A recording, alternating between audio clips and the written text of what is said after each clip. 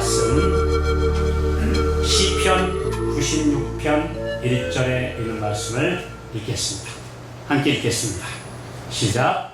새 노래로 여호와께 노래하라. 온 땅에 여호와께 노래할지어다. 제가 오늘 우리 함께 나누고자 하는 말씀의 주제는 새 노래입니다. 새 노래가 훨씬 들으기 쉽습니까? 아니면 익숙한 노래가 부르기 쉽습니까? 당연하죠. 우리 아름다운 노래, 정든 그 노래, 뭐 이런 말이 있잖아요. 아니 옛날에 부르던 노래 얼마든지 우리 잘 부르는데, 근데 왜 여기 보면 새 노래로 여호와께 노래하라고 했을까요? 많은 사람들이 그리스도인 신앙생활을 하면서 옛날 얘기는 잘하면서 새 노래가 없는 사람들이 너무 많아요. 그러니까 나 옛날에 예수님을 발견할 때 내가 이렇게 기뻤다, 뭐 예수님을 믿음으로 내가 이런 아름다운 경험을 했다, 하나님께서 나를 도와주시는 경험을 했다, 내가 깊은 웅덩이에서 주님이 나를 건져주시는 경험을 했다, 이런 얘기는 옛날 얘기는 제법 잘하는데 엊그제, 지난 주일에, 오늘 내가 주님의 은혜 안에서 이렇게 기쁘고 내가 주님의 은혜 안에서 주님이 나를 붙들어 주시다 하는 최신 노래는 못 부르는 사람들이 너무 많아요. 그렇습니까? 많이 그렇죠? 전체가 그렇죠. 예, 대부분 그렇죠? 네. 그래서 많은 분들이 흘러간 옛 노래만 부르는 거예요. 나 옛날에는 내가 예수님 만나서 참 기뻤다. 나도 전엔 열심히 했다. 전도 활동도 열심히 하고 내 정말 영혼 구원하고 하나님께서 은혜 주시는 경험도 하고 했다. 이런 얘기를 곧잘 하면서 최근에, 아니 어제, 오늘 주님이 나에게 주시는 은혜를 얘기하라 보면 할 게 없다는 거예요. 왜 그런가? 그래서 오늘 이 말씀을 우리에게 주신 이유는 뭐냐면 새 노래를 부르라 하셨어요. 그러면 하나님께 드리는 찬양이 왜 노래이냐? 그 노래는 입술로만 부르는 노래가 아니라 내 경험에서 우러나오는 하나님께 감사와 찬양을 드리는 것이 진짜 노래이기 때문에, 예, 하나님께서는 이렇게 위선, 이중적인 것을 제일 싫어하시는 분입니다. 그래서 오늘 우리에게 새 노래를 부르라. 마음에 없는데 노래만 부르는 거 하나님께서 제일 싫어하시는 거예요. 예를 들어서 기쁘지 않은데 할렐루야 하면 하나님께서 야, 너 지금 기쁘냐? 내 은혜를 내가 지금 감사하고 기뻐하고 할렐루야 하는 거야. 옆에 사람이 하니까 같이 할렐루야 하는 거야. 하나님 보시기엔 어때요? 너 지금 진짜 찬양 아니야. 이런 말씀하실 때가 많을까요? 많습니다. 옆에 사람들이 아멘 하니까 나도 아멘하고, 옆에 사람들이 찬양하니까 나도 찬양을 하는데 내 마음에서 우러나오는 노래가 아닌 경우가 많아요? 안 많아요? 많습니다. 하나님께서는 그런 노래는 하나님께 간악되는 노래, 영광 돌리는 노래가 아니라는 것입니다. 하늘은 노래와 내가 하나 되는 것, 내 말과 내 생각, 인격이 하나 되는 곳이 하늘입니다.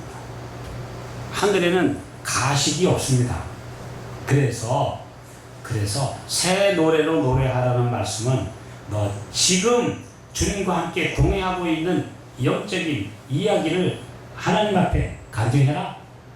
그리고 그 하나님의 은혜를 내가 지금 체험하고 있는 말씀을 노래로 불러라. 이런 말씀이에요. 이것이 바로 새 노래의 의미입니다. 자, 그러면 새 노래가 주로 어떤 노래를 담고 있어야 하느냐? 시편 98편 1절입니다. 우리 한번 읽어보실까요? 시작. 새 노래로 여호와께 찬송하라. 대저 기이한 일을 행하사 그 오른손과 거룩한 팔로 자기를 위하여 구원을 베푸셨다. 그러니까 새 노래로 하나님께 찬송하는데 주로 무슨 노래? 하나님이 하신 일, 하나님이 나에게 지금 베푸신 은혜, 내 삶에서 하나님의 은혜를 체험한 노래를 불러라. 구원의 노래를 불러라. 특별히 우리가 하늘에 가면은 모세의 노래와 어린 양의 노래를 불러요. 근데 제가 모세의 노래, 어린 양의 노래가 성경에 기록이 되어 있습니까? 없습니까? 없어요. 성경에 모세의 노래 있어요? 없어요? 있습니다. 없어요. 아니 그 뒤에 모세 강 넘어가서 예, 우리가 그걸 가지고 보통 얘기를 하죠. 홍해 바다를 건넜을 때에 그들이 찬양한 노래, 그걸 가지고 우리가 출애굽기 15장에 나오는 그거 모세의 노래가 아니냐? 물론 노래라고 할 수 있습니다만 진정한 노래는 아닙니다. 근데 더군다나 어린 양의 노래는 어디 있습니까? 성경에 어린 양의 노래 있습니까? 없어요. 없습니다. 그러면 모세의 노래라고 할 때에 모세의 노래를 부른다는 말은 모세가 겪었던 그 경험의 노래를 나도 맛보았기 때문에 그걸 부른다는 거예요. 예. 모세가 겪었던 경험이면 보통 경험입니까? 아니, 아기 때부터 나일강에 갈대 상자에 넣어가지고 떠내려갈 운명인데 건짐받은 이름이 모세예요. 모세란 이름의 뜻이 건져냈다는 뜻입니다. 예. 강에 떠내려가는 아기를 건져줬어요. 그랬더니 극적으로 하나님께서 말씀해 주셔서 바로의 공주가 목욕하러 왔다가 그 아기를 건져가지고 자기 양자로 삼아서 또 놀랍게도 친엄마한테 12살 동안 양육을 맡겨서 네. 그 다음에는 이제 바로의 궁에 들어가서 28년 동안 완전히 바로의 궁전의 교육을 다 받아요. 아주 지휘관으로서 왕이 될 교육을 다 받아요. 그리고 이제 의기양양했다가 이제 내가 내 동족 히브리 사람들을 구원하려면 이렇게 해야 되겠다 하고 머릿속에다 작전 짜놓고 있는데 하나님께서 그렇게 해가지고는 안 되겠습니까? 그의 혈기를 부리도록 허락하셔서 애국 사람 감독관을 쳐 죽이게 만들고 그 다음에 도망가게 만들고 나중에는 미디안에서 양치기로 40년 동안 보내면서 그가 하나님과 교제하고 창세기를 기록하고 욥기서를 기록하면서 그가 하나님과 동행하고 준비가 되니까 80세가 되던 해에 부르셔서 이제 그 다음부터 40년은 아주 놀라운 출애굽의 얘기를 만드시고 근데 그렇게 훌륭한 모세도 성질 고약합니까? 성질 고약해요. 말 안 들으면 때려 죽이는 사람이에요. 그런데 그 성질을 죽여가지고 그 말 안 듣는 사람들 40년 동안 데리고 다니라고 나중에 민수기 12장 5절에 보면 이 세상에서 가장 온유한 사람이 됐어요. 그 온유한 사람도 나중에 참지 못해가지고 나중에는 반석을 지팡이로 2번씩 때리면서 성질 부렸죠. 패역한 너희여 들으라. 우리가 이 반석에서 너희를 위하여 물을 내랴. 결국 그 성질 부린 것 때문에 살아서 가나안에 못 들어가. 이제 결국 비스가산에서 가나안을 바라만 보고 죽었어요. 그러나 하나님께서 그를 다시 살리셔서 하늘에 가 있습니다. 우리 말씀에 의하면 결국은 하늘에 가서 하나님을 가장 가까이서 모시고 있는 천사로 지금 그분이 봉사하고 있습니다. 하나님께서 이 땅에 내려보낸 예수님을 위로하기 위해서 두 대표자를 뽑으려니까 가장 대표성이 있는 두 사람이 누구였느냐? 엘리야와 모세와 엘리야. 그래서 두 분의 하나님 보좌 가까이에 모시고 있는 제일 가까운 천사 두 분을 내려보냈는데 두 분이 바로 모세와 엘리야. 그래서 변화산에 나타나서 예수님께 이제 용기를 드리고 이야기를 나눕니다. 그러면 모세의 일생을 하나의 노래로 부르는 게 모세의 노래가 되는 것이죠. 그게 모세의 노래죠. 그러니까 우리가 모세의 노래 그러면 그게 무슨 노래일까? 모세가 생애한 극적인 경험의 노래를 우리가 같이 맛보고 부를 수 있는 게 하나님의 백성 14만 4천 구원받은 사람들이에요. 왜냐하면 모세와 같은 경험을 딱 겪었기 때문에 같은 노래 부르는 것이죠. 어린 양의 노래는 또 더군다나 이거는 아니 어린 양의 노래가 뭐죠? 우리가 그냥 어린 양 하니까 그냥 예수님만 생각하시는데 쉽게 생각합시다. 이스라엘 진영에서 매일 아침과 저녁에 죽어나가는 게 뭐예요? 어린 양. 제사 때 명절 때만 되면 죽어나가는 게 뭐예요? 어린 양. 피 흘리고 죽어나가는 어린 양. 다시 말해서 순교자의 노래예요. 죽어가는 노래예요. 죽어가는 노래. 또 죽기만 하는 게 아니라 죽어서 가죽은 가죽 옷으로 제공해야 되고 고기는 먹이로 제공해요. 사람들한테 먹이로 제공해요. 어린 양의 고기. 6월절에 반드시 뭐 해야 돼요? 어린 양을 잡아서 그 피를 바르고 그건 먹어야 되잖아요. 그러니 이 어린 양의 노래는 구약에서는 사실상 어린 양의 노래는 희생의 노래예요. 피 흘리며 죽어가는 순교의 노래고 희생의 노래예요. 그걸 그대로 와서 사신 분이 바로 예수님이에요. 그러니까 어린 양의 노래는 사실상 이 세상에서 희생과 봉사와 순교와 피 흘림의 노래이다. 뭐 그거 왜 우리가 더 자세한 거를 우리가 지금 이 땅에서 알 길이 있습니까? 없죠. 예수님이 겪으셨던 겟세마네의 고뇌를 어느 정도라도 만분의 1이라도 이해할 수 있으면 어린 양의 노래를 조금 더 잘 부르는 거예요. 마지막에 야곱의 환란을 통과하면서 더 극심한 아주 고통에서 승리하는 경험을 맛보면 어린 양의 노래를 조금 더 잘 부르게 됩니다. 나중에 구원받아 하늘에 가면 이 땅에 겪었던 모든 경험을 한데 모아서 예수님이 겪으셨던 그 노래를 나도 부를 수 있는 자격을 갖추게 되는 것이죠. 그게 바로 하늘이 얘기하는 모세의 노래와 어린 양의 노래입니다. 이것이 우리에게 주시는 우리가 이 땅에서 경험한 노래를 하는 것입니다. 간증이에요. 경험이고. 근데 이 세상에서 그 텔레비전이나 어떤 그 영화나 또 뭐 실제로 와서 하는 연극 같은 것에 나오는 배우들 노래가 거의 다 사실은 가십니다. 이 배우라는 말에 배자가 뭔지 아세요? 배자가 사람 인변의 아닐 비자입니다.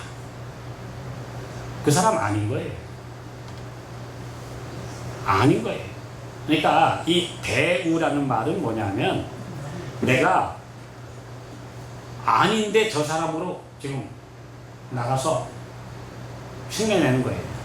그 사람 역할을 맡았을 뿐이지 그 사람 아닌 거예요. 그래서 이 세상의 배우들은 다 실제로는 그 사람이 아닌데 꾸민 위선을 연극하고 있는 거예요. 연출하고 있는 거예요. 그래서 제가 전에 이런 얘기를 나눠봤어요. 옛날에 유명한 그 코미디언이 그 이주일이라는 사람이 있었죠.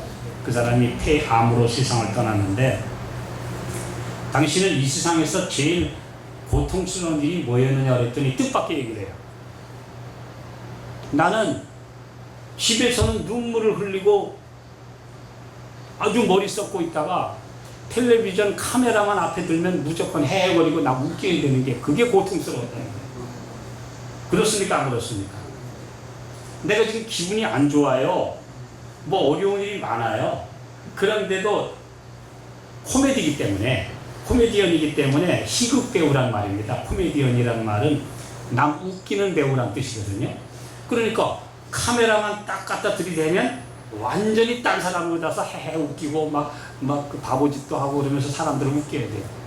근데 이주일 씨가 이런 말 했어요. 그 아들이 일찍 세상을 떠났는데 아들이 죽은 바로 그 다음 날도 녹화를 해야 돼요. 그러니까 어제 아들을 떠나보낸 아버지 심정은 얼마나 참담합니까? 그런데도 텔레비전 앞에 나가서는 사람들 웃겨야 돼요. 근데 그리고 나서 집에 가서 한없이 울었다고 해요. 제가 이주일 씨가 쓴 글을 전에 한번 읽은 적이 있어요. 내 아들을 장사 보낸 그 다음 날도 나는 텔레비전에 나가서 내가 직업이 그렇기 때문에 내 인기를 유지하기 위해서 어쩔 수 없이 내가 가서 사람들을 웃기고 바보짓하고 하고 나서 집에 가가지고 나는 한없이 울었다. 이게 이 세상 사람들의 살아가는 모습이에요.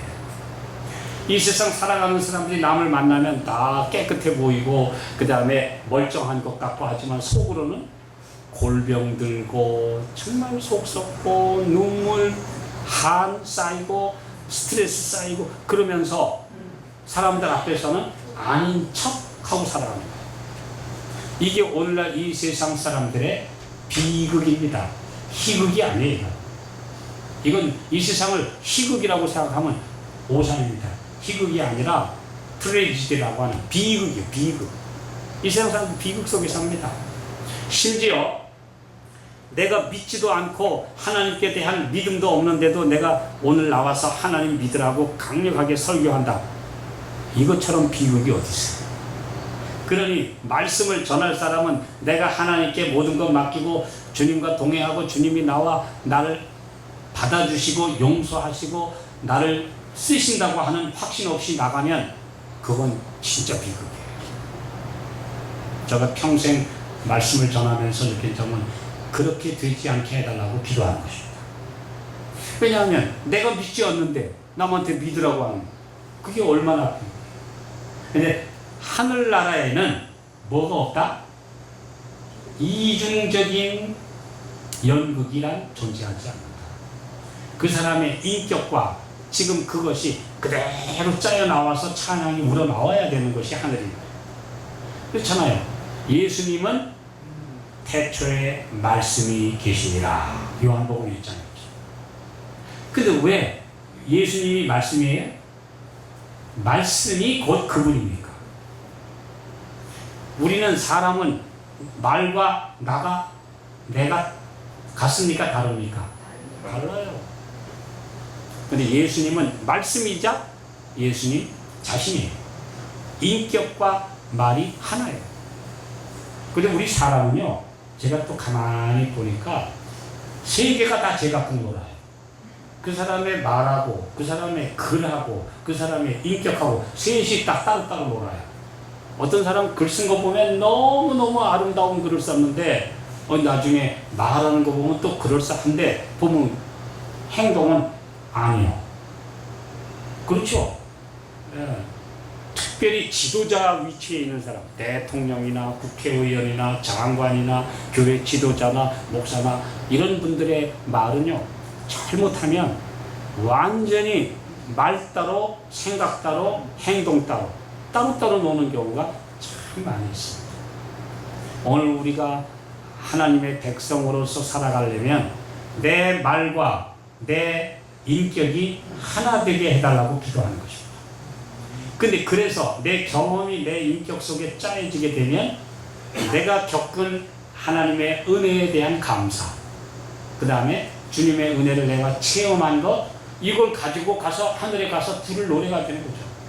그게 하늘에서 볼 때 가장 아름다운 노래지, 아름다운 노래의 미성을 쫓는 게 하늘이 아니에요.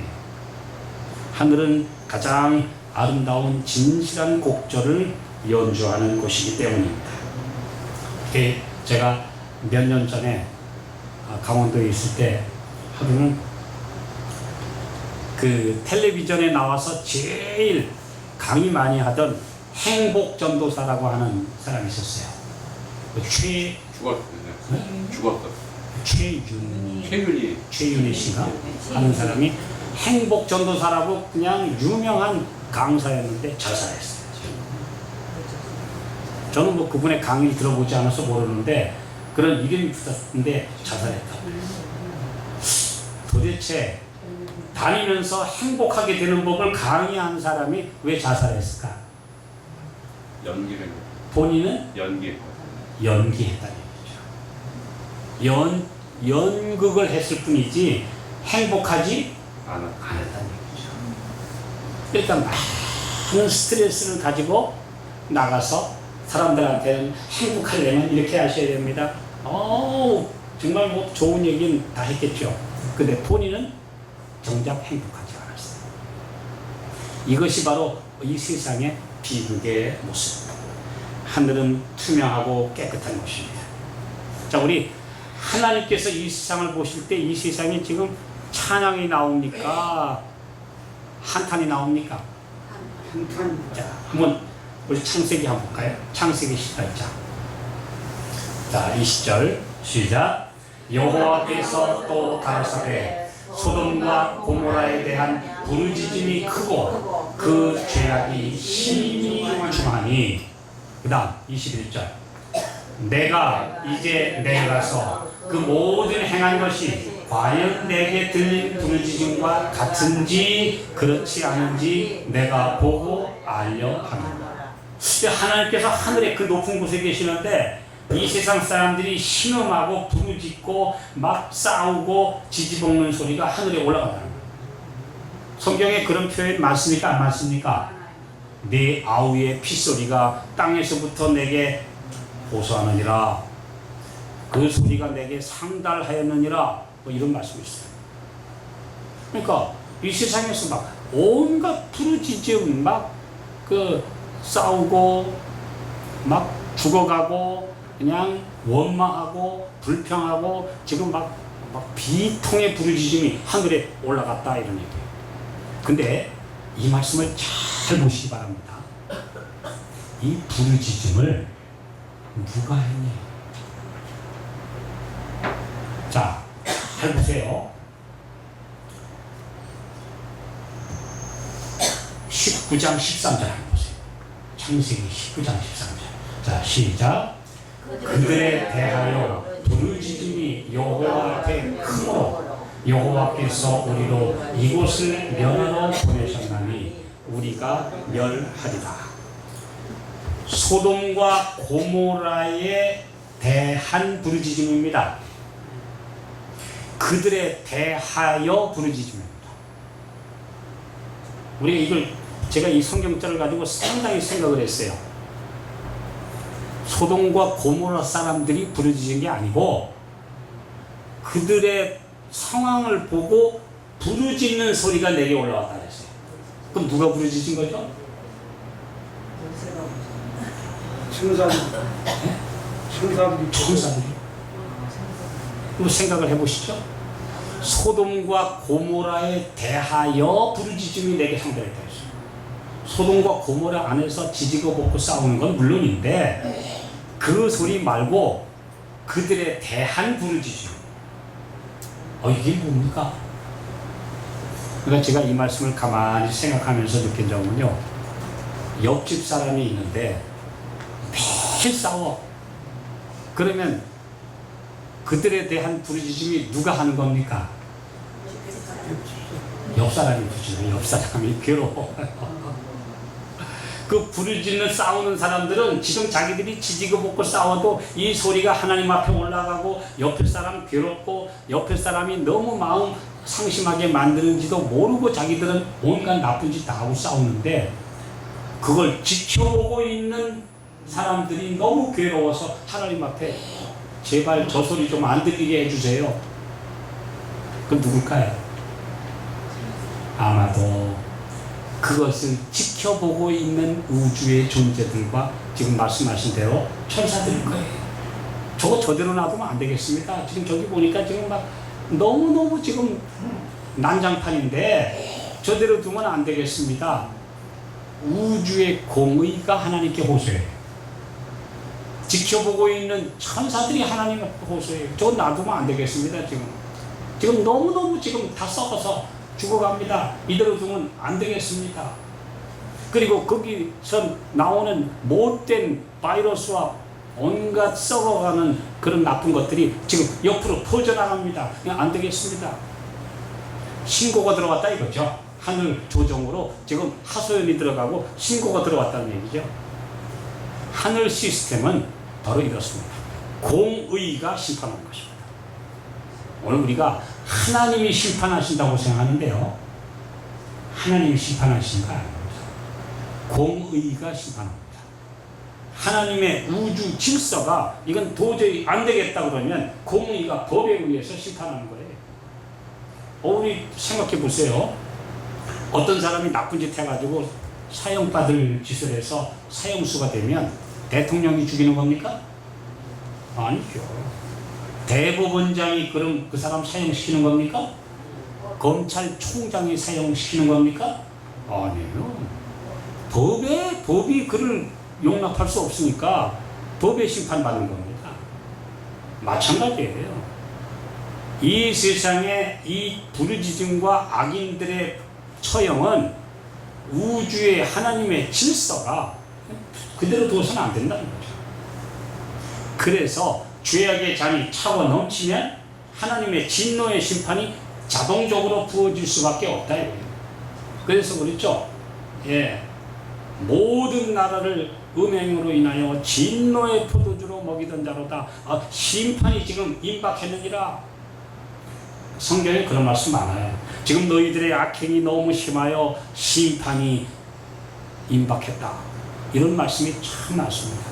그러니까 우리가 하나님이 왜 우리를 벌 주시냐 하고 하나님 앞에 하소연할 게 아니라 하나님이 세우신 법 질서가 우주의 공정한 질서가 악인들에게 사망을 선고한다는 것이죠. 이게 하나님의 말씀입니다. 그런데 그걸 모르고 자기들이 행한 짓이 지금 죽을 짓 하는 것은 모르고 하나님이 왜 우리를 벌 주시냐, 왜 하나님이 우리를 내버려 두시냐 이렇게 호소하는데 그건 잘못된 것입니다. 그들이 바로 그 고통 속에서 그 잘못된 것에서 피하여 낼 방도를 주신 예수님 피난처 안에 가지 않았으니까 당하는 거예요. 분명히 다 죽어야 되는데 중보자이신 예수님, 어린 양의 피, 그 피로 인하여 내가 지금 용서함 받고 사는데 그 예수님 뒤에가 숨지 않고 내가 잘났다고 우기고 있는데 하나님의 심판이 올 수밖에 없는 거죠. 이것이 바로 하나님께서 말씀하시는 성경의 공의라는 개념입니다. 이거 많은 사람들이 지금 제대로 이해하지 못하고 있어요. 근데 성경은 우리에게 분명히 얘기하고 있습니다. 자, 출애굽기 2장 23절 한번 보겠습니다. 자, 시작. 여러 해 후에 애굽 왕은 죽었고 이스라엘 자손은 고역으로 인하여 탄식하며 부르짖으니 그 고역으로 인하여 부르짖는 소리가 하나님께 상달한지라. 그래서 3장 9절에 보면 출애굽기 3장 9절에 보면 그 부르짖음이 나한테 왔으니 내가 이제 보고 이제 내려와서 구원하겠다. 그래서 고통 속에서 하나님 앞에 부르짖으면 그분이 응답하겠다. 내게 부르짖으라. 그러면 내가 건져주리라. 이런 말씀이 참 많이 있어요. 예, 오늘 근데 하나님 이 세상에서 가장 안타까워하시는 것은 다른 온 우주에는 하나님께 감사와 영광과 찬양만 드리는 노래만 나오는데 요 지구에서만 깨지는 소리가 올라오거든. 그렇죠? 이 지구에서만 비통 소리, 하소연 소리, 억울한 소리, 순교자들이 하나님 앞에 부르짖는 소리, 뭐 이런 소리가 지금 온통 나오고 있단 말이에요. 그래서 하나님께서 결국은 이대로 두실 수 없다라고 하는 것이죠. 예. 오늘 우리가 그래서 아까 그랬죠. 싸움과 죄악이 가득한 땅에 찬송이 하늘에 사무치. 그게 바로 하나님께서 원하시는 찬양인데 그 찬양은 안 올라오고 지금 이 땅은 전부 비탄소리가 나옵니다. 그런데 그럼 하나님의 백성들만이라도 찬양을 드려야 되는데 다 보니까 가면을 쓰고 하나님 앞에 찬양하는 척하고 속에는 전부 다 우라통만 터지고 있다 이 말이에요. 그러니 이게 진정한 찬양이냐 이거예요. 그리고 이 세상에서는 하나님이 들으시는 진정한 찬양이 사실상 제대로 올라가지 못하고 있다는 얘기죠. 우리가 이걸 생각해 보면서 새 노래를 부르라. 옛날 얘기 부르지 말고 하나님께서 지금 나를 돌보시는 은혜를 감사하는 노래를 불러라. 예, 이것이 우리 주님께서 말씀하신 진리의 뜻입니다. 자, 이사야 43장 21절 시작. 이 백성은 내가 나를 위하여 지었나니 나의 찬송을 부르게 하려 함이니라. 하나님께서 사람을 지으신 목적은 감사 찬송 부르게 하기 위해서입니다. 자, 우리 자녀를 낳으신 부모님들 아들, 딸 왜 낳았어요?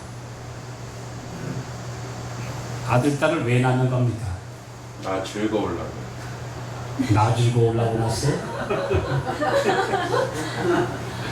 아들, 딸을 왜 낳았어요? 생기니까 낳았어요? 원래 자녀들을 낳은 목적이 뭡니까? 생육하고 번성하려고. 하나님의 뜻을 성취하기 위해 낳는 거예요. 왜냐하면 그 하나님께서 만드신 자연 법칙이 생육하고 번성하라고 그랬으니까. 그리고 하나님을 닮은 사람이니까 나다 하나님을 닮은 사람을 또 낳으면 하나님 앞에 행복이 되고 기쁨이 되니까 그랬더니, 그래서 우리 잘 보세요. 창세기 4장 1절에 보면 아담이 그 아내 하와와 동침함에 하와가 잉태하여 아들을 낳고 그 이름을 가인이라 했다. 근데 거기 내가 여호와로 인하여 등남하였다 했다고 했어요. 근데 그 말을요 히브리어 원어대로 읽으면 내가 여호와를 얻었다. 내가 여호와를 얻었다. 굉장하죠. 여호와께서 나를 만드셨는데 내가 지금 어렵게 수고하고 처음으로 그 해산하는 고통을 겪어가지고 내가 아들을 낳았는데, 오 하나님, 여호와를 내게 주셨네요. 이 아들이 나를 다시 회복시켜서 저 쫓겨난 에덴에 다시 들어가게 해주실 그 아들이네요. 그래서 오실 구원자 아들을 나를 통해서 낳게 해주셨네요. 그 소리예요. 그래서 그 여호와를 낳아서 그 여호와가 나를 다시 구원해서 다시 이제 에덴으로 다시 회복시켜 주실 줄 알고 너무나 기뻐해서, 오 하나님, 제가 아들을 얻었는데 여호와를 얻었습니다. 하나님, 생명의 구주를 나를 통해 주셨네요. 그렇게 기뻐했더니 이 아들이 구원자가 되기는커녕 지 동생 때려 죽였잖아요. 얼마나 비극이에요. 이게 얼마나 비극입니까? 참, 이걸 보면 하나님께서 우리에게 자녀를, 사람들을, 또 아니면 복음을 전해서 딴 사람들을 내가 영적 자녀로 얻도록 하신 것은 다 하나님 앞에 기쁨의 찬양이 울려 퍼지게 하기 위해서입니다. 그랬더니 나 놓으니까 기쁨 찬양이 아니라 이건 완전히 하나님 앞에 원망과 불평과 싸움과 그냥 탄식만 올라가니 이게 완전히 하나님의 창조의 목적에서 완전히 어긋나 버린 것이죠. 이걸 오늘 하나님께서 바꾸길 원하십니다. 그래서 새 노래를 부르라. 우리가 그분의 자녀들이라면 그분의 형상을 주의 깊게 보존되도록 해야 하며 하늘왕의 가족의 신분으로 삼으신 거룩한 부르심을 하찮게 여기거나 타락시키는 일을 하여서는 안 될 것이다. 우리를 존귀한 그릇으로 만드시고 모든 선한 일을 하도록 준비시키셨다. 하늘왕의 왕족으로 우리를 부르셨는데 그 아름다운 모습으로 살아가도록 하신 목적대로 살면 그게 하나님께 영광 돌리는 거예요. 그런데 그렇게 안 되는 것입니다. 하나님의 뜻은 모든 사람이 자신뿐만 아니라 모든 사람에게도 축복이 되고 창조주께는 영광이 되도록 하시는 것이다. 누구나 원하면 저희 자신을 이 목적에 부합하도록 할 수 있다. 그렇게 하려고 만드셨는데 하나님의 목적에서 떠나서 지금 살아가는 것이 오늘 인간들의 삶입니다. 그런데 흘러간 신앙이 아니라 지금 내가 맛보고 있는 신앙이 하나님께 감사해야 돼요. 오늘 우리가 하나님 앞에 아멘 할 때 정말 마음에서 우러나오는 주님 그렇게 되기를 원합니다 라고 하는 찬양을 드리는 것, 이것이 하나님께 정말 드리는 노래입니다. 네, 기도는 또 하나의 노래고 찬양이고 찬양이 또 기도예요. 그러니까 생각 없이 아멘 하면 아무 은혜가 안 되는 것입니다. 제가 옛날 어떤 유명한 분들 보시면 이게 말씀해놓고 아멘 소리 작아요. 그러면 어떻게 해요 또? 아까는 좀 작았는데 강사님 체면을 봐서 그 다음에 또 아멘 한단 말이에요. 아멘을 만들었어요? 자연이 나왔어요? 이 자연이 나온 게 아닙니다. 또 어떤 분은 그래요. 아멘 안 합니까? 그러면 아멘. 물론 어떨 때는 우리가 너무 침체되어 있으니까 정말 우리 마음이 하늘을 향해 갈 수 있도록 우리 한번 환기시키느라 우리 아멘 합시다 할 수 있어요. 그거 제가 잘못했다는 게 아니에요. 왜 그러냐? 우리는 우러나오는 찬양에 익숙하지 않다 이런 얘기예요. 왜냐하면 우리 입에서 살다 보면 아멘이 나와요, 한숨이 더 많이 나와요. 그러니까 아멘은 잘 안 나오고 툭 하면 한숨만 나온단 말이에요. 그러니까 아멘을 하는데 익숙하지 않아요. 그러니까 아멘이 어쩌다가 나와요.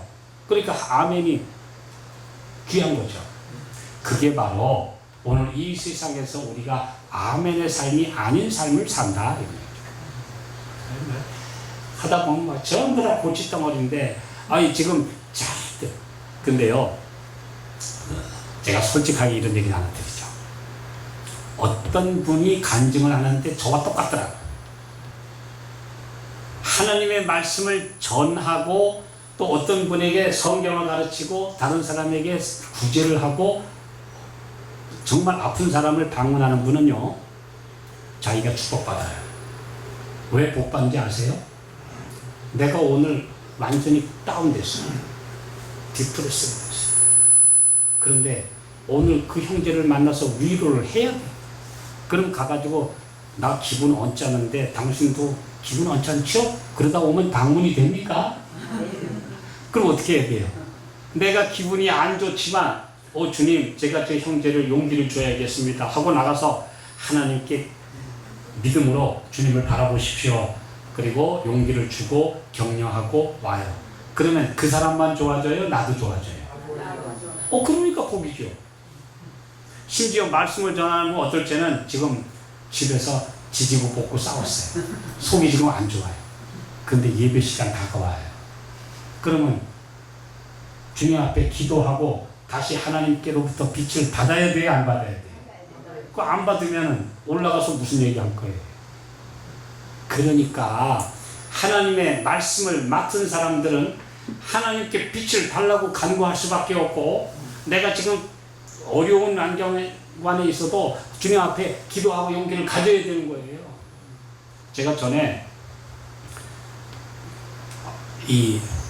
오래전에 강원도에서 건축 자재사를 하고 있을 때인데 아주 되게 속상한 일이 있었어요. 수표 어음을 받았는데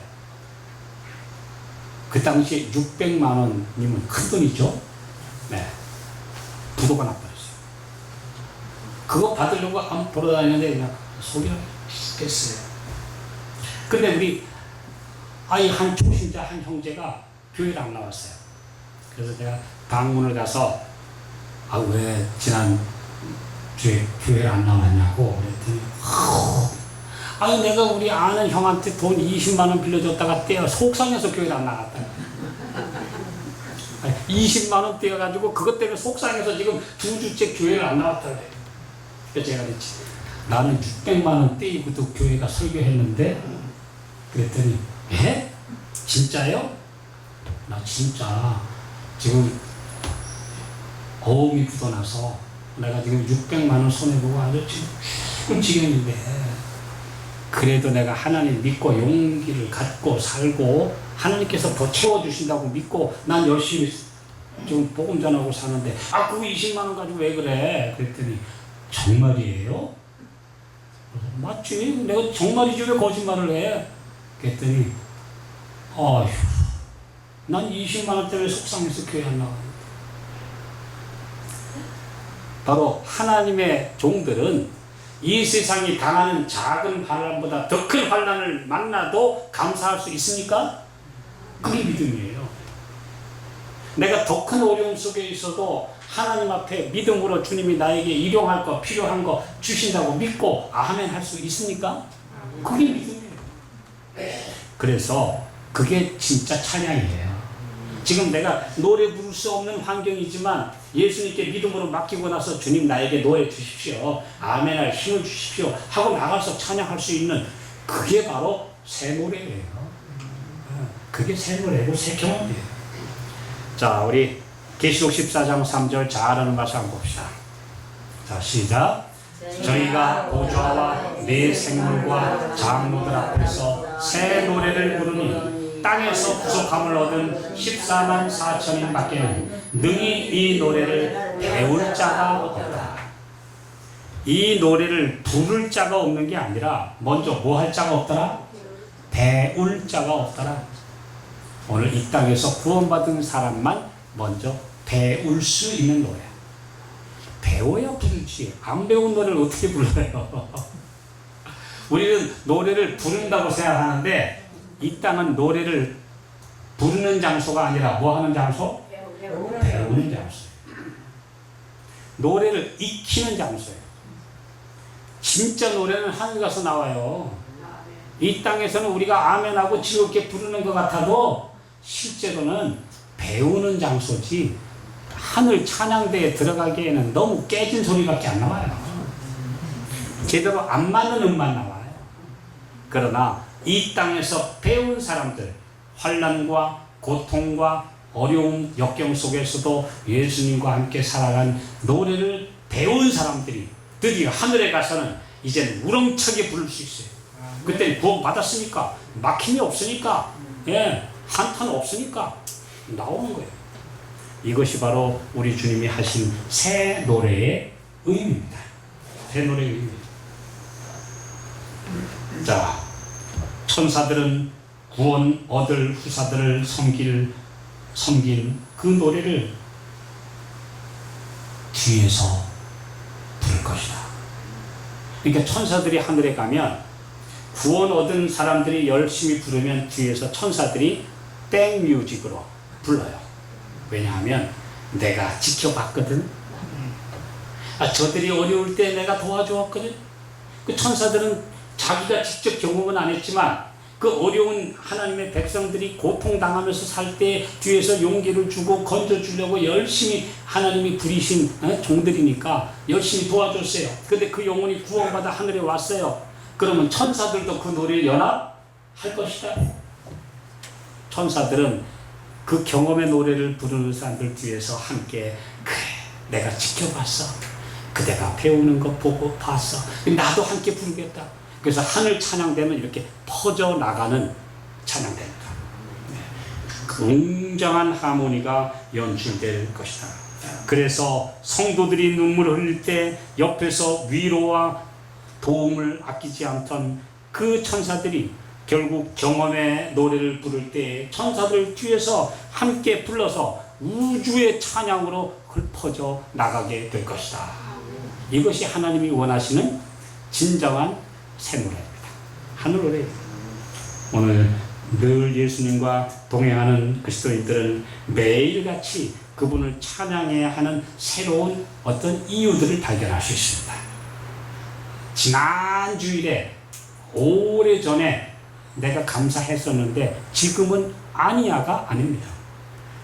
매일 감사할 이유를 발견해야 그 노래가 끊어지지 않는 거예요. 이것이 주님의 은혜입니다. 자, 우리 마지막 성경 한 절 보겠습니다. 예레미야 17장 14절 시작. 여호와여 주는 나의 찬송이시오니 나를 고치소서. 그리하시면 내가 낫겠나이다. 나를 구원하소서. 그리하시면 내가 구원을 얻으리라. 지금 이 노래를 부르는 사람이 아파요, 안 아파요? 여기 보니까 아프네요. 아픕니까? 멀쩡합니까? 아파요. 나를 고쳐달라고 그랬으니까 이 아프지요. 이 사람 지금 어려운 가운데 있어요, 없어요? 있어요. 그러니까 나를 구원해달라고 그러지. 네. 그러나 이 노래를 내가 부르겠습니다. 주님, 나의 찬송이시오. 오늘 이 땅에서 우리 아파요. 우리도 많이 어려움 많이 빠져요. 그렇지만 주님이 나를 늘 건져주시니까 그때마다 구원의 노래가 나오고 그때마다 찬송이 나옵니다. 오늘 그 어려움 속에서 우리가 겪은 구원의 노래가 결국 14만 4천의 합창이 되고 그것이 바로 하늘의 불서 부를 모세의 노래, 어린 양의 노래. 모세가 겪은 노래와 똑같진 않아도 모세처럼 우리도 그런 어려움을 겪고 그 찬양에 같이 굴곡이 같으니까 같은 멜로디가 나오겠죠. 그래서 이것이 경험의 노래가 우리 새 노래를 부를 수 있고 우리 묵은 노래, 흘러간 옛 노래만 부르지 말고 주님이 오늘 또 내일 나와 함께 하시는 그런 삶을 우리 모두가 체험하고 부르게 되시기를 바라면서 말씀 마치겠습니다.